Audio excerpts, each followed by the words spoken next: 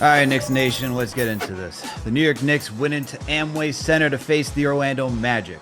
Knicks came off a brutal loss to the Miami Heat, so they're looking to bounce back against the young Orlando Magic team.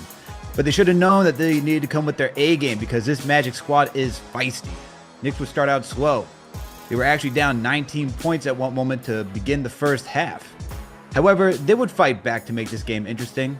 You'd see some good play from Julius Randle, especially from Quentin Grimes, who was just knocking down most of his shots. And Emmanuel Quickley would come back into the third quarter and start getting into a slight groove. And by the end of the third quarter, the Knicks would tie it all up at 75 each. But because of some questionable shot selection and poor three-point defense in the fourth quarter, the Magic were able to take advantage and get some timely buckets, especially from Wendell Carter Jr., Gary Harris. But there were two dagger threes to seal this game. One from Paolo Banchero and the other from Cole Anthony. Ultimately, the Knicks would lose this one 106-111.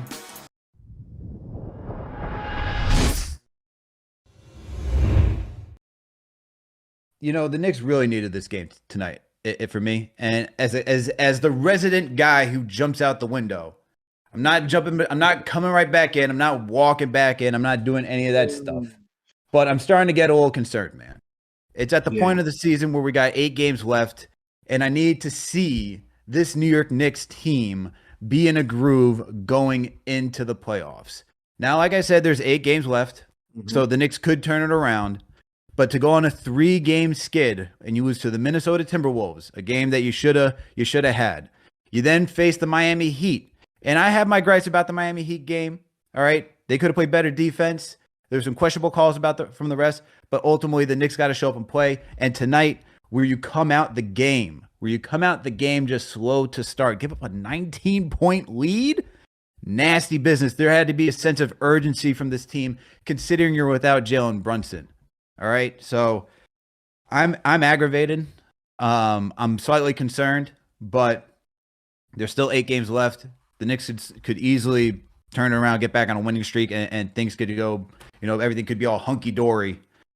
I'm gonna just start it off with. I want to know your thoughts on Julius Randle right now, because you're the one that gives him the moniker Hoopius. So you know we saw him get into a little scuffle, get a technical by the end of the half. He was in Quickley's face. You saw Johnny Bryant and other guys and Grimes as well trying to cool him off. This is what now the 3rd game this season where he loses cool. Yeah, I get why he's frustrated. You're getting hit midair. You're looking for calls. Totally understand, man. I totally understand. But at the same time, you got to keep your cool. Your team is trying to come back. You're edging. You're chipping away to dwindle the Magic's lead. You got to keep your cool, man. Also, you got to be like some of these other players in the league. Just like, you know how to be friendly with the ref. Just put your arm around him, talk to him, be like, hey, man, have a friendly conversation with the guy. I don't get why my players don't do that. Like, that's where I was like, oh, no, he's gone way too overboard right now. He's doing way too much. Way too much. That's unacceptable. For someone who's supposed to be the leader of the team, you can't act that way. You can't act. They're just trying to protect you so you don't get attacked and then a double tech, because you know how quick the whistles, the refs can blow the whistles and get you out of there. You know, especially in a game where it's a close game. You know, that's unacceptable. That's something, and it feels like of late he's really, and I understand he's getting fouled and all that, but there's, you know, you got to be able to relax and calm down in that situation and not you don't get in your teammate's face like that. I'm sorry.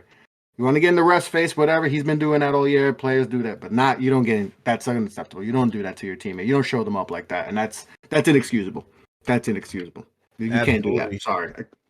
I feel like for Quickley, when it comes to the offense and distributing and his shot selection was off tonight. Like, he got a 7 for 17. Like I said, he got you 25 points, got to the line, went 9 for 10, 2 for 7 from downtown, got you 5 boards, 7 assists, 2 steals, 1 block. I thought he had an okay to game, just because there were moments where he was taking shots, and I'm like, why are we taking a shot here where you should be facilitating? You don't need to be calling your own number. You know, I believe it was when the game got tied up in the third quarter at 75-75, there was a 3 that he tried to pull that he did pull, and I'm like, Man, we gotta stop with like as soon as we get the game tied, we're gonna try to go for the kill shot. I agree. And this is a perfect example of when if you just look at the stat sheet, it doesn't tell everything. Like he didn't play great. Same thing with Julius Randle. You look at stat sheet, you might think he had a great game, but same case with him. It just wasn't good. And that's the thing is, especially with Brunson out, not having a point guard that could slow down the game, not having that type of backup point guard that could slow down the game, this is where it hurts the Knicks a lot. And I've talked about that, them needing that type of point guard. You know, it's tough for that because now Quickly has to be a facilitator and all, and that's not essentially his game. So now he has to worry about being a playmaker and all that, and scoring too because Brunson's out. That's a lot of points that's not going to be there. So trying to do a lot of things, and that's just not his role. So we get a lot of bad shots, a lot of bad passes, and all that. We saw a lot of bad passes and all that. So that's where not having a good veteran backup who can just slow down the pace and all that, especially with Brunson out. That's where it hurts this team right now.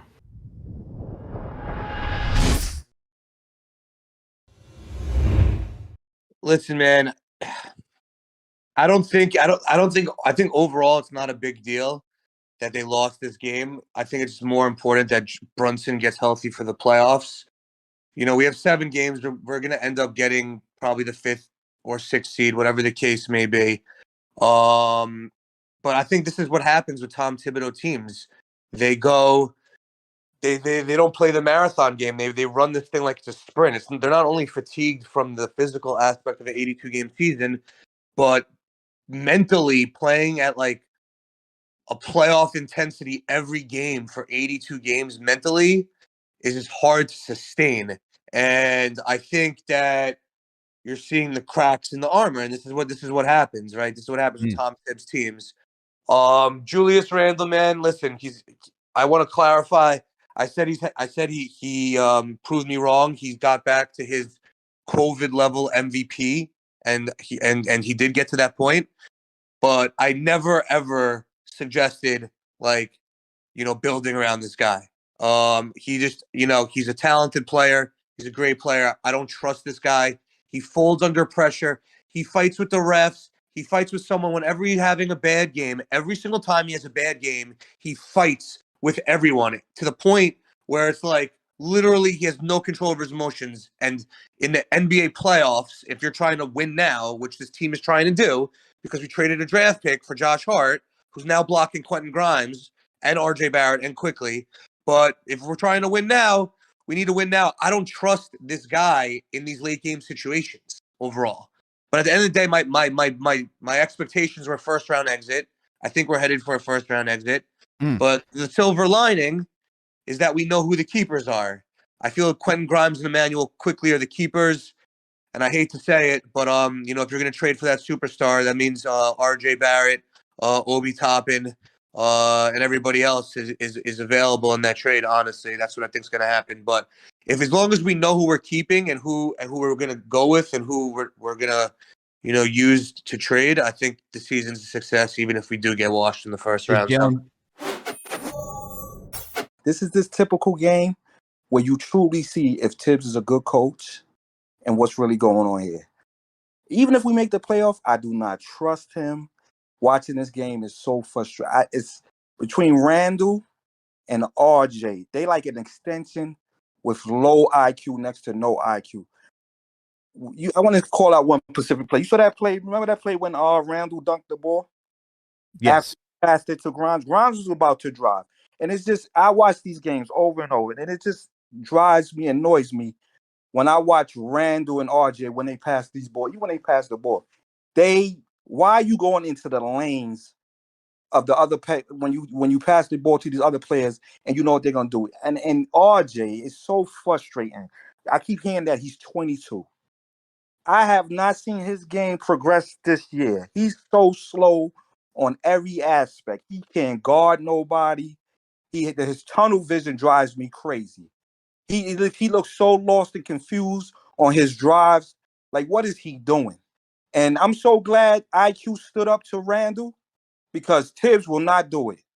And I'm sick of Randle. I tolerate Randle because he gives us something. But between him and RJ, something has to change. Something has to give.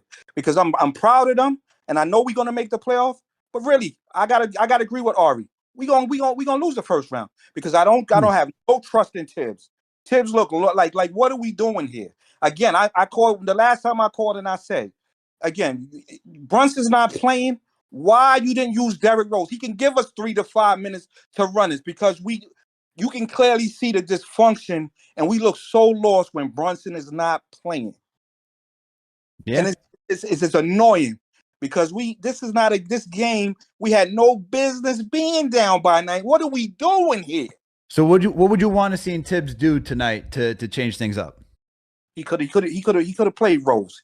He could have and then I want to root for Obi, but sometimes I don't even know what Obi's doing, and I don't know if it's the lack because he don't get enough playing time. I mean, come on. It's just frustrating. I'm so frustrated because I want to see us win, and we do need a star. But I mean, RJ is like everybody killing. And when I look at that class that he came in, okay, I see whatever's going on, but he's truly the worst.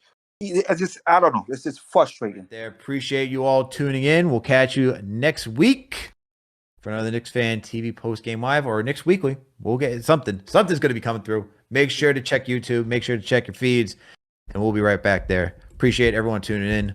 We out.